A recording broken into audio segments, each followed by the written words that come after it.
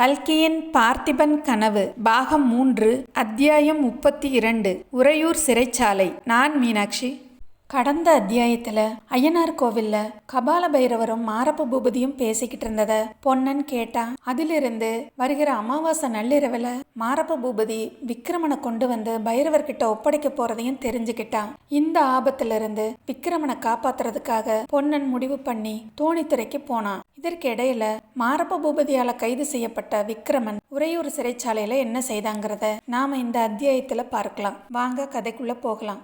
விக்கிரமன் உறையூர் சிறைச்சாலையில் ஒரு தனி அறையில் அடைக்கப்பட்டிருந்தான். சிங்காதனம் ஏறி செங்கோல் செலுத்த வேண்டிய ஊரில் சிறையில் அடைக்கப்பட்டு கிடப்பதை நினைத்து நினைத்து அவன் துயரச் சிரிப்பு சிரித்தான். அவனுடைய தந்தை அரசு செலுத்திய காலத்து ஞாபகங்கள் அடிக்கடி வந்தன.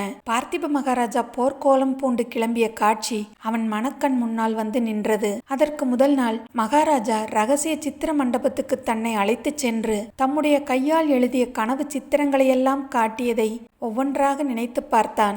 ஐயோ, அவையெல்லாம் கனவாகவே போக வேண்டியதுதான் போலும். தந்தைக்கு தான் கொடுத்த வாக்குறுதியை நிறைவேற்றலாம் என்னும் ஆசை அவனுக்கு இதுவரையில் இருந்தது.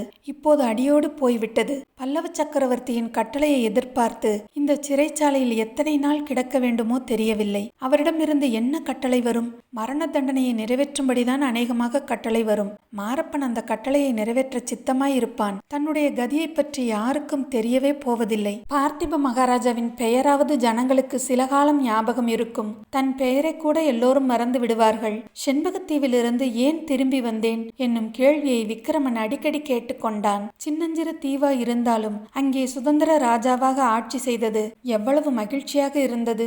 அதை விட்டு இப்படி தன்னந்தனியாக இங்கே வரும் பைத்தியம் தனக்கு எதற்காக வந்தது? செண்பகத்தீவில் இருந்தபோது பொன்னி நதியையும் சோழவள நாட்டையும் எப்போது பார்க்கப் போகிறோம் என்ற ஏக்கம் மீண்டும் மீண்டும் அவனுக்கு ஏற்பட்டு வந்தது.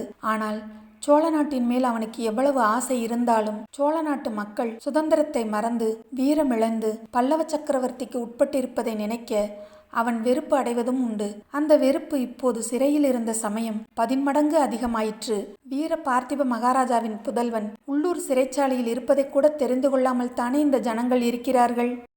தாயாரை பார்க்க வேண்டுமென்ற ஆசை ஒன்று இருந்தது. அதுவும் நிறைவேறவில்லை. நிறைவேறாமலேயே சாகப் போகிறோமோ என்னவோ. அப்புறம் குந்தவி. அவளை நினைக்காமல் இருப்பதற்கு விக்கிரமன் ஆன மட்டும் முயன்றான். ஆனால் முடியவில்லை. குந்தவியை நினைத்ததும் விக்கிரமனுக்கு பளிச்சென்று ஓர் உண்மை புலனாயிற்று. செண்பகத்தீவில் இருந்து கிளம்பி வந்ததற்கு பல காரணங்கள் அவன் கற்பித்துக் கொண்டிருந்தான் என்றாலும் உண்மையான காரணம், அவனுடைய மனதின் அந்தரங்கத்தில் கிடந்த காரணம் இப்போது தெரிய வந்தது. குந்தவிதான் அந்த காரணம்.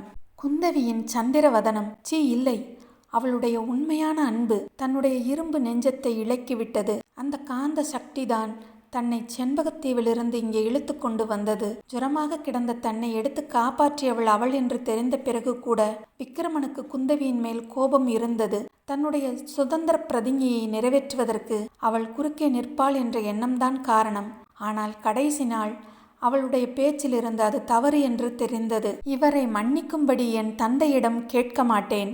ஆனால் மரண தண்டனையை நிறைவேற்றுவதற்கு முன்னால் இவரை மனம் புரிந்து கொள்ள அனுமதி கேட்பேன் என்று எவ்வளவு கம்பீரமாக கூறினாள்.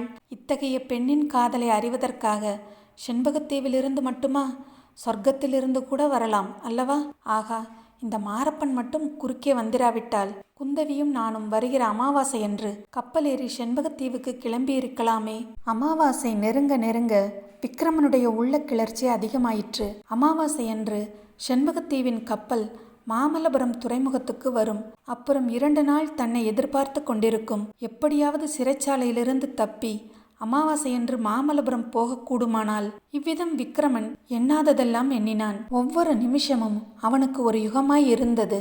கடைசியில் அமாவாசைக்கு முதல் நாள் மாலை மாரப்ப பூபதி வந்தான். விக்கிரமனை பார்த்து நகைத்து கொண்டே, ஓ ரத்தன வியாபாரியாரே, காஞ்சியிலிருந்து கட்டளை வந்துவிட்டது என்றான். ஒரு கணம் விக்கிரமன் நடுங்கி போனான். கட்டளை என்றதும் மரண தண்டனை என்று அவன் எண்ணினான். மரணத்துக்கு அவன் பயந்தவன் அல்ல என்றாலும் கொலையாளிகளின் கத்திக்கு இரையாவதை அவன் அருவருத்தான். ஆனால் மாரப்பன், காஞ்சிக்கு உன்னை பத்திரமாய் அனுப்பி வைக்கும்படி கட்டளை. இன்றிரவு 2ஆம் ஜாமத்தில் கிளம்ப வேண்டும், சித்தமாயிரு என்றதும் விக்கிரமனுக்கு உற்சாகம் பிறந்தது. வழியில் தப்புவதற்கு எத்தனையோ சந்தர்ப்பங்கள் நேரிடலாம் அல்லவா?